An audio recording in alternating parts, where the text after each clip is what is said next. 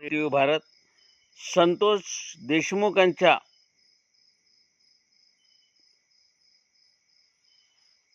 पाठिंब्यासाठी सकल मराठा समाज संतोष देशमुखांना न्याय मिळवून देण्यासाठी त्यांच्या खुन्याला शिक्षा झालीच पाहिजे, त्याला फासावर लटकवलंच पाहिजे,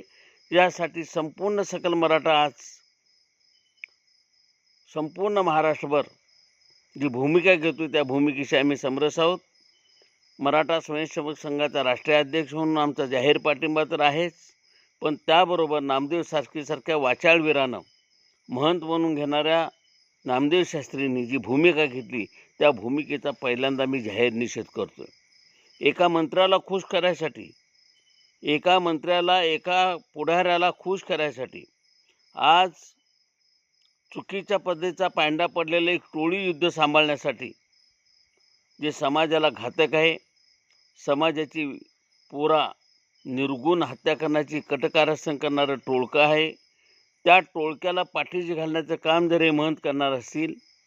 आणि त्या म्होरक्याच्या टोळक्याला ज्याच्यामध्ये संशयाची सुई आज फिरते आहे त्या धनंजय मुंडे यांनी मंत्रिपदाचा राजीनामा दिला तर काय फरक पडणार होता, इकडचं जग तिकडं होणार होतं. खरं म्हणजे मंत्रिपदाचा राजीनामा देऊन आमदारपद त्यांचं राहणारच होतं. निपक्षपातीपणानं याची जर चौकशी झाली असती तर धनंजय मुंडेंचं आहे त्याच्यापेक्षाही मंत्रिपदापेक्षाही वजन वाढलं असतं, या मताचा मी आहे. पण ज्यावेळी न्यायभूमिकेतून त्यांनी ही भूमिका जर घेतली असती, मुख्यमंत्र्यांनी सांगावं ही भूमिका न घेता ज्यावेळी अकांड तांडव महाराष्ट्रात सुरुवात झाली की धनंजय मुंडेच्याकडे ही संशयाची वाल्मिकीचा आधारवड म्हणून धनंजय मुंडेंच्याकडे ज्यावेळी बघितलं गेलं आणि ज्यावेळी ही संशयाची सुई धनंजय मुंडेंच्या संपूर्ण कार्यक्षेत्रावर फिरायला लागली त्यावेळी धनंजय मुंडेंनी स्वतःहून राजीनामा द्यायला पाहिजे होता आणि त्यांनी बाजूला व्हायला पाहिजे होतं की मी राजीनामा माझ्या मंत्रिपदाचा देतोय, निपक्षपाती जी काय चौकशी व्हायला पाहिजे ती होऊ द्या, मी जर त्याच्यात गुन्हेगार असेल ते म्हणता येत नेहमी की मला फासावर चढवा, मी जर त्याच्यात गुन्हेगार असेल तर फासावर चढवा, ही परत त्यांची जी भाषा आहे ही भाषा आणि वल्गना करत बसण्यापेक्षा त्यांनी जर मंत्रिपदाचा राजीनामा दिला असता तर हे वादन गेले अनेक दिवस जे महाराष्ट्रभर चालू आहे हे थांबलं असतं आणि संतोष देशमुखांच्या खुन्याला निश्चितपणाने शिक्षा होण्यासाठी जे काय करायला पाहिजे दिव्य